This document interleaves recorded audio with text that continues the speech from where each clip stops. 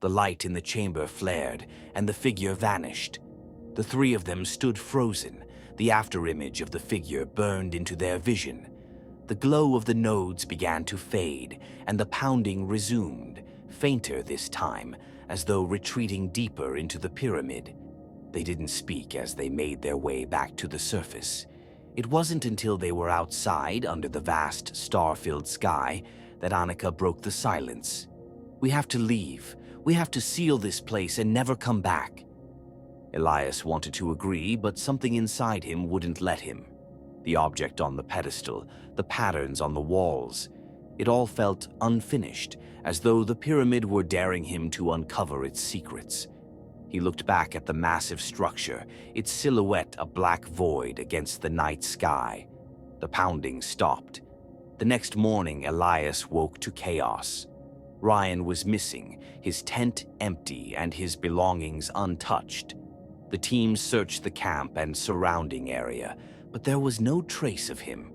The only clue was a single set of footprints leading from his tent to the pyramid's entrance, where they disappeared. "We're not going back in there," Annika said firmly, her voice trembling. "Not after last night." Elias didn't argue.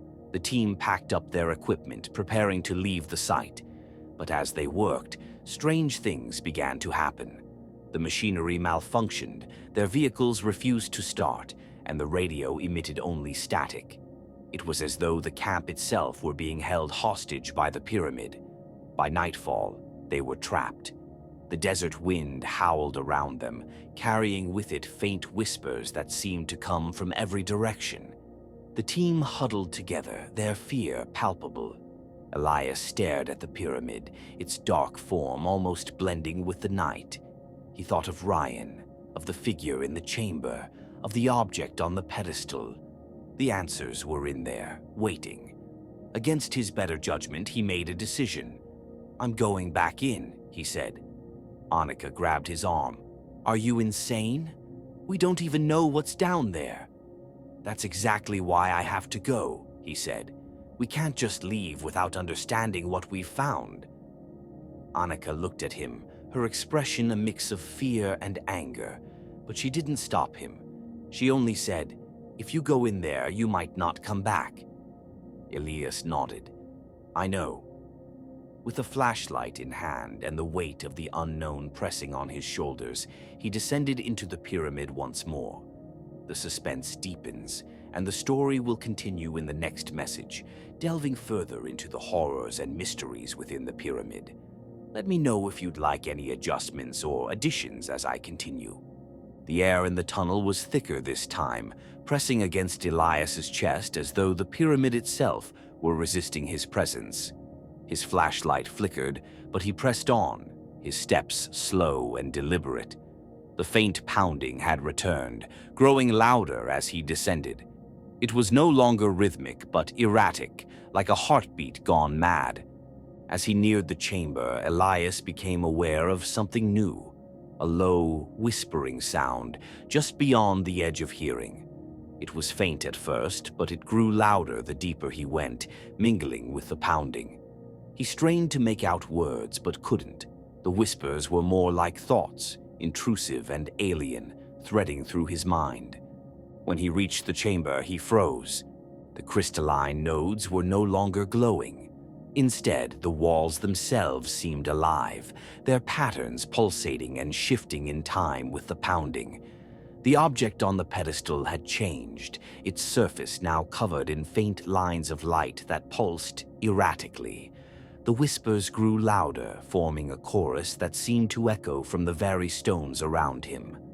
Elias took a cautious step forward, his eyes fixed on the object.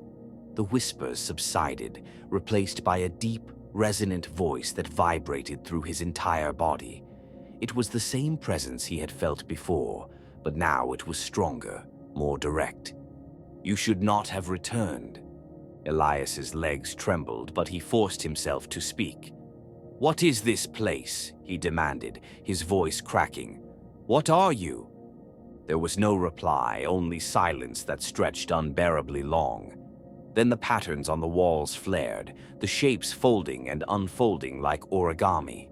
The voice returned, colder this time. "Your kind has forgotten, but we remember." The room darkened, the light from his flashlight swallowed by an oppressive shadow. Images began to form in the air around him, faint and flickering, like old film reels. He saw cities of impossible architecture, their spires reaching into storm-filled skies. He saw beings taller than any human, their elongated forms shimmering with an otherworldly light. He saw destruction, entire landscapes consumed by fire and darkness, the sky raining ash. And then he saw the pyramid. It stood alone in a barren desert, its edges sharp and unweathered. Beams of light radiated from its apex, connecting to unseen points in the sky. Around it, figures knelt in worship, their faces obscured. The vision shifted, showing the interior of the pyramid, where a massive crystal structure pulsed with energy. The object on the pedestal was at its center, glowing brighter and brighter until the images vanished, leaving Elias gasping for breath. The voice spoke again, its tone almost sorrowful. "It is not meant to be understood." Elias staggered back, his mind reeling. The whispers returned, louder this time, insistent. He pressed his hands to his ears, but it was no use. They weren't coming from outside, they were inside him, invading his thoughts, his memories. He stumbled toward the exit, desperate to escape. But as he reached the tunnel, he stopped. The figure from before was there, blocking his path. Its elongated limbs seemed to stretch into the darkness, and its glowing eyes burned like twin stars. "You cannot leave," the voice said, though the figure did not move.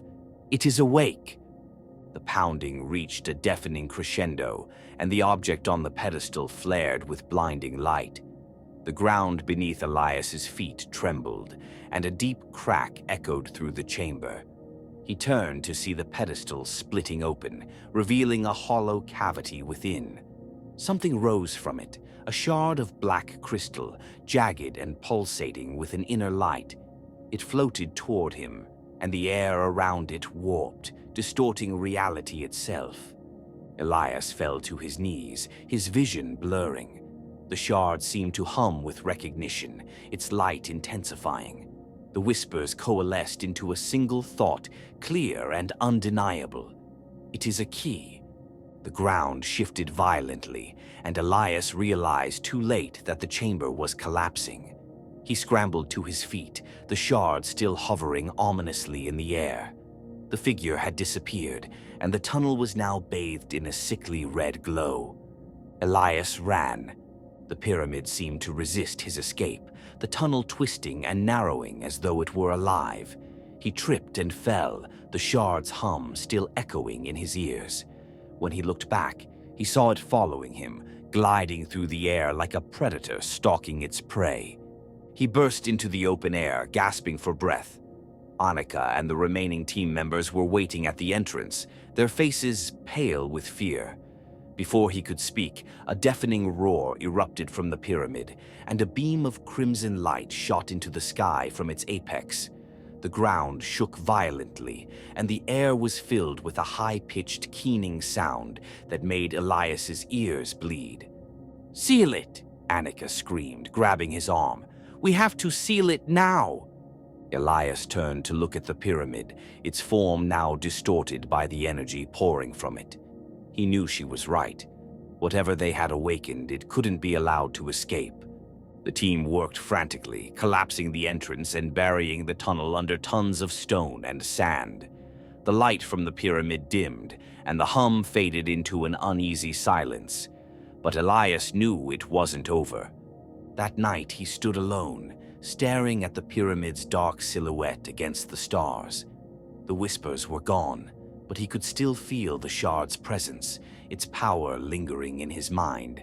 He reached into his pocket and pulled it out, its surface smooth and cold. He hadn't meant to take it, but something inside him had compelled him to. As he stared at the shard, a single thought echoed in his mind.